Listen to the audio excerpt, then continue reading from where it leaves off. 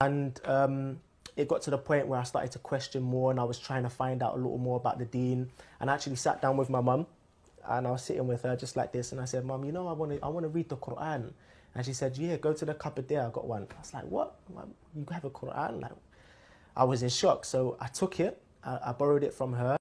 আর একটার পর একটা দিন আমি কোরআন পড়লাম আর অল্প অল্প করে জ্ঞান অর্জন করতে থাকলাম। আমার মনে আছে আমি চমকে গিয়েছিলাম দেখে যে কিভাবে আল্লাহ প্রত্যেকটা সূরা শেষ করছেন তাঁরই এক একটা মহান নাম দিয়ে। আজিজুল হাকিম, সর্বশক্তিমান সর্বজ্ঞানী, ওহু আল গফুরুর রহিম, অতীব ক্ষমাকারী, পরম দয়ালু। আর আমার বিশ্বাসের মধ্যে এই কনসেপ্টটা ইতিমধ্যেই ছিল, হ্যাঁ তাঁর তো এই সব গুণই থাকতে হবে। সবচেয়ে বড় ক্ষমাকারী তিনি, সর্বশক্তিমান সর্বজ্ঞানী। আর তিনি যখন মানুষের ওপর তার রহমত ও করুণার বর্ণনা করেন, তিনি আসমান থেকে জমিনের বুকে পানি বর্ষণ করেন, তিনি শস্য উৎপাদন করেন, সব কিছুই ইহুদি আর খ্রিস্টানদের ইতিহাস জুড়ে যখনই তারা পথভ্রষ্ট হয়েছিল সব কিছুই আমি যুক্তি দিয়ে বুঝতে পারি আর এটা অনুভব করতে পারি যে এক ও অদ্বিতীয় গডের উপাসনা করতে হবে। আর এটাই ছিল সমস্ত প্রফেটের বার্তা। তাই আমি জাস্ট হয়ে পড়লাম, আমি তলিয়ে গেলাম আর এমন এক পর্যায়ে পৌঁছে গেলাম যে শাহাদার ঘোষণা দিতে চাইলাম। আর আমি তাই করলাম, and I did that and I found conviction. সূরা বাকারা থেকে শুরু করলাম। যখন আমি শাহাদার ঘোষণা দিলাম, খুব সম্ভবত তখন আমি আলে ইমরানের শুরুতেই ছিলাম। আর এটাই ছিল আমার জন্য যথেষ্ট।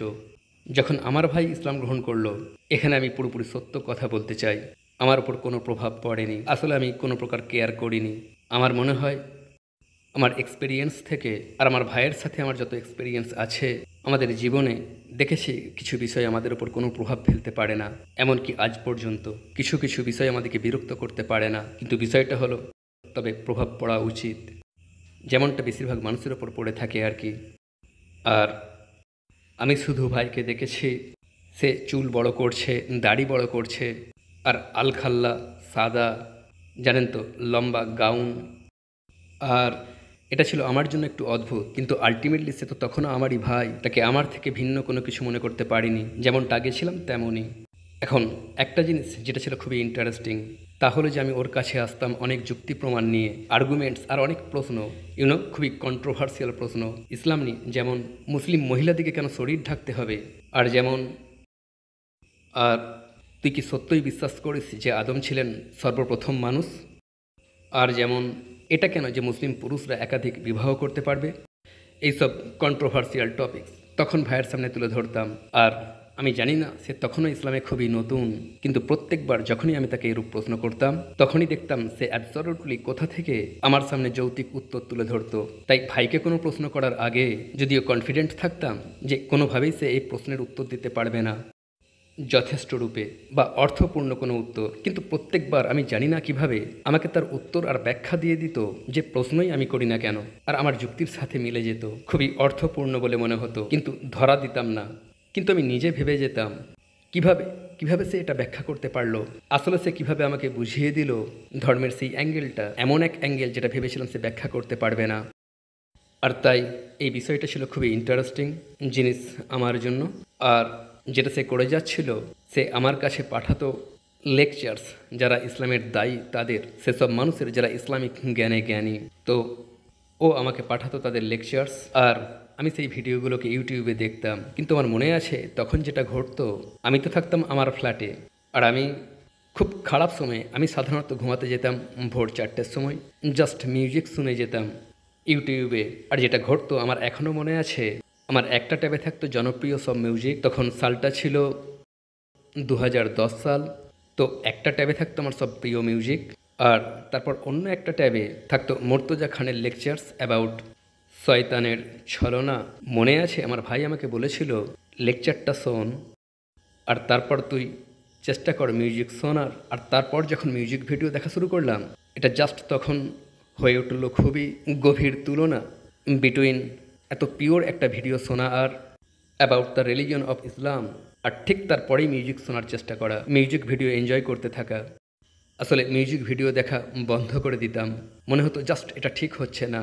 আসলে সেই লেকচার্সগুলো আমি খুব এনজয় করছিলাম, মোটেই কঠিন হচ্ছিল না ঘন্টার পর ঘন্টা লেকচার শুনতে থাকা। আমার তো মনে হচ্ছিল খুবই ইন্ট্রিগিং, সেই সমস্ত পয়েন্টস যেগুলো তিনি উল্লেখ করছিলেন আমার কাছে খুবই অর্থপূর্ণ বলে মনে হচ্ছিল। সব সময় আমি বিশ্বাস করতাম একজন গডে, একজন সৃষ্টিকর্তায়। আর যখন আমি খ্রিস্টান ধর্ম শিখেছিলাম খ্রিস্টান ধর্মের অল্প বিস্তর আমি জানতাম। আসলে আমি একবার বর্ন এগেন খ্রিস্টান হয়েছিলাম। Um, I was a born again Christian. কেউ কেউ বলতেন আমি কখনোই খ্রিস্টান ছিলাম না, কারণ জেসাসকে আমি প্রভু আর মুক্তিদাতা বলে মনে করিনি। The blood of Christ. I never took the blood of Christ or was baptized and all of that nonsense. So অবশ্যই আমরা খ্রিস্টানদেরকে রেসপেক্ট করি, ততটাই যতটা তাদের প্রাপ্য।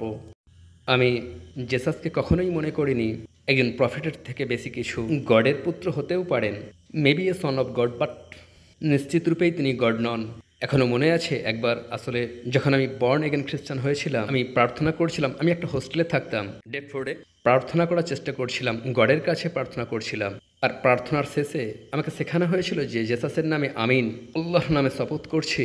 যখন সেই প্রার্থনার শেষে পৌঁছালাম, আমার অন্তর যেন বলে উঠলো এটা বলা উচিত নয়, জেসাসের নামে প্রার্থনা আমিন, এটা বলতে পারলাম না। তবে জানতাম না এই প্রার্থনা কবুল করা হবে কি না, বাট এনিওয়ে একথা আমি কখনোই বলিনি। এটা আমার কাছে জাস্ট সঠিক বলে মনে হতো না। আমার আর আমার সৃষ্টিকর্তার মাঝে কেউ থাকবে। মাশাআল্লাহ, আমি তো এটা জানতাম না। হ্যাঁ, আলহামদুলিল্লাহ, হ্যাঁ। আর তারপর যেটা ঘটেছিল তা হলো আমি শুয়োরের মাংস খাওয়া বন্ধ করে দিলাম। এটাই প্রথম জিনিস, আমি শুয়োরের মাংস খাওয়া বন্ধ করে দিলাম। আর সেই লেকচার্সগুলো শুনে যেতে থাকলাম, আর আমার ভাই আমাকে ভিডিও পাঠিয়েই যেতে থাকলো। একটা এখনও মনে আছে, খুবই এক্সাইটেড হয়ে পড়েছিলাম। এটা ছিল জান্নাতের বর্ণনা। from Saituraga. লেকচারটা শুনছিলাম, আ গ্রেট লেকচার। জান্নাতের ডেসক্রিপশন শুনে আমি এক্সাইটেড হয়ে পড়লাম। একটা জিনিস যেটা আমাকে আটকে রেখেছিল সেটা ছিল কোরআন। আসলে আমি কখনোই মানুষকে ভরসা করিনি। এক্সপিরিয়েন্সে দেখেছি কোনো মানুষকে ভরসা করতে পারি না। তাই কোনো জিনিসে যদি মানুষের কোনো হাত থাকে, তখনই মনে হয় এতে কোনো স্বচ্ছতা থাকতে পারে না, নিশ্চয়ই এতে কোনো করাপশন আছে। ঘটনা যাই হোক না কেন, মনে আছে একটা ছেলে যার নাম খালিদ, একজন মুসলিম ভাই, উইলি জেরিবার। সে জানতো আমার ভাই ইলিয়াস মুসলিম হয়ে গিয়েছে, অথচ তখনও সে আমাকে অমুসলিম হিসেবে দেখতে পাচ্ছিল। আমাকে জিজ্ঞাসা করলো আমি কেন ইসলাম গ্রহণ করছি না ইত্যাদি, কিন্তু কোনোভাবেই সে আমার পিছনে পড়ে যায়নি। তাকে আমি আমার ভাবনাটা বললাম যে মানুষের তৈরি ধর্ম, তাতে নাক গুলিয়ে মানুষের সবকিছু বিকৃত করে দেওয়া। আর তখন সে বলল, হ্যাঁ, একজন মানুষ কখনোই মুসলিম হতে পারে না যতক্ষণ না সে বিশ্বাস করে কোরআন আল্লাহর কালাম।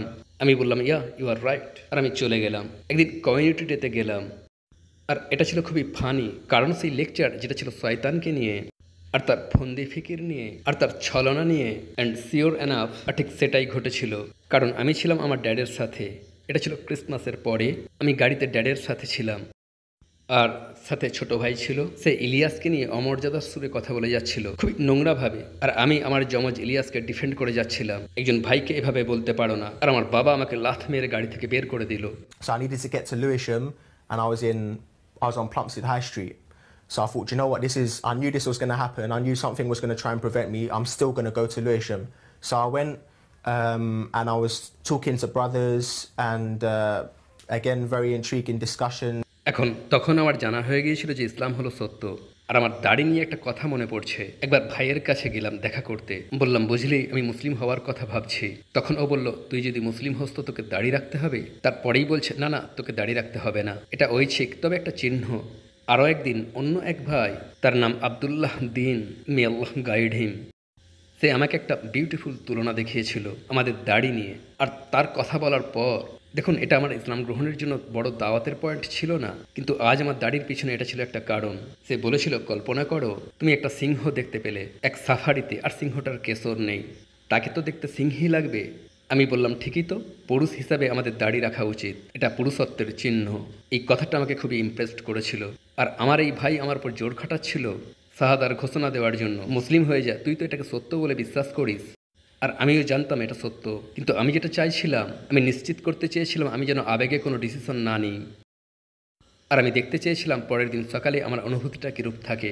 আর তাই যদিও সে আমার পিছনে পড়েছিল, এখন বুঝি কেন আমার ভাই সেটা করছিল। যদি এই মুহূর্তে আমি মসজিদ ছেড়ে চলে যাই, একটা গাড়ি আমাকে ধাক্কা মারে আর আমি মারা যাই, আর তখনও আমার শাহাদার ঘোষণা দিইনি, তাহলে তো ইসলামের সীমার বাইরে। যদিও আমি জানতাম ইসলাম হলো সত্য, তাই এখন বুঝি কেন সে দুশ্চিন্তা করছিল। যাই হোক, আমি বললাম, দেখ, যদি আমি পরের দিন সকালে বেঁচে থাকি আর অনুভূতিটা একই থাকে, তাহলে সোজা মসজিদে আসছি। আলহামদুলিল্লাহ, আল্লাহ আমাকে হায়াত দিয়েছিলেন। পরের দিন ঘুম থেকে উঠলাম, একই অনুভূতি যে ইসলাম হলো সত্য আর আমি তা গ্রহণ করব। আমি আমার শাহাদার ঘোষণা দিলাম। তারপর থেকে ভাইয়ের মতো পিছন ফিরে তাকালাম না। আমার জীবন পুরোপুরি পাল্টে গেল। Subhanallah, the story that you and your brother just told, how you came to Islam, is amazing. But can you tell us, now being a Muslim, has Islam changed your life in any way? ইসলাম আমার জীবনকে বহুভাবেই বদলে দিয়েছে।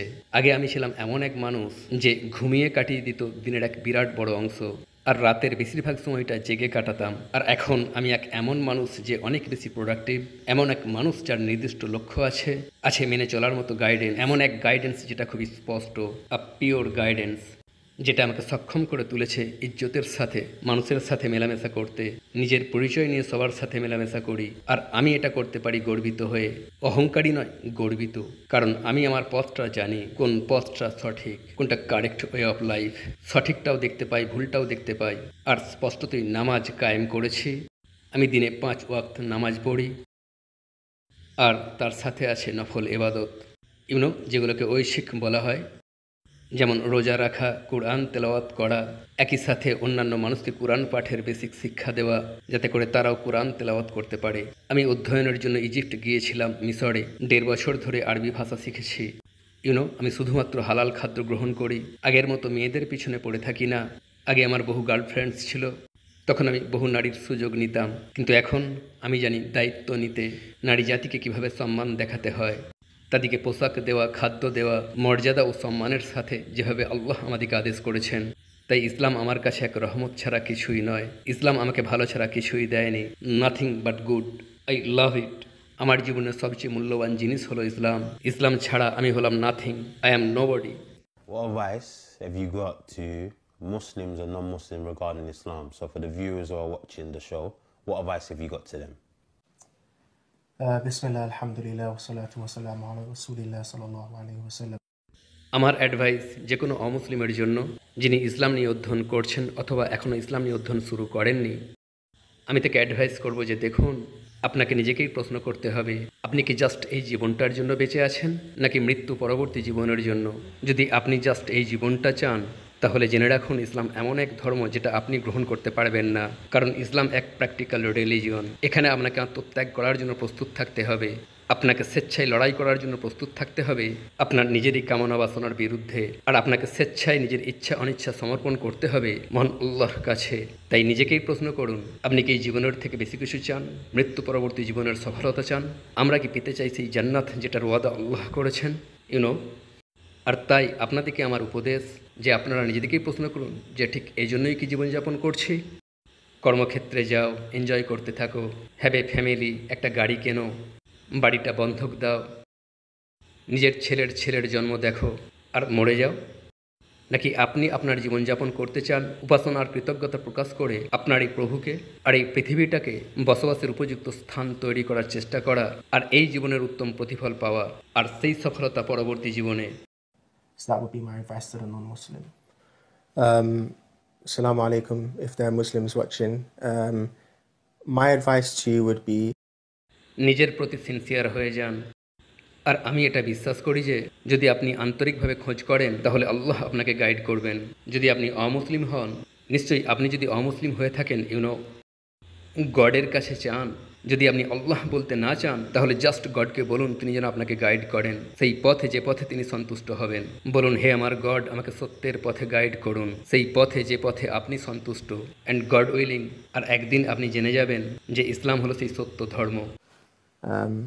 that's it.